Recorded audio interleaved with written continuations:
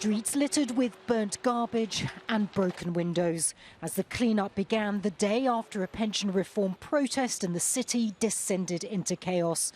Paris's mayor said she understood people's frustrations but criticised some of their methods.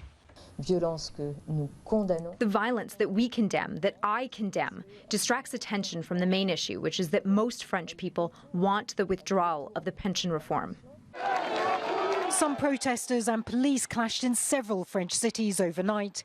Police unions said more than 400 officers in the country were injured.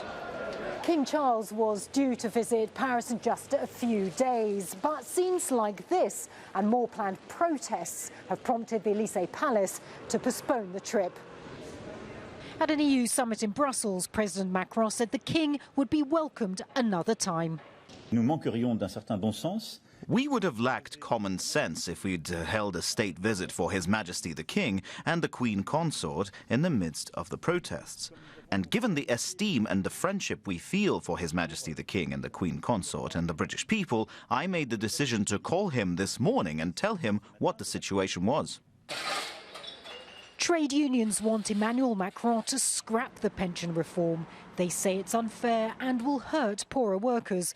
But Macron says it's necessary to sustain the retirement system, a standoff that seems unlikely to end soon. Natacha, Butler, Al Jazeera, Paris.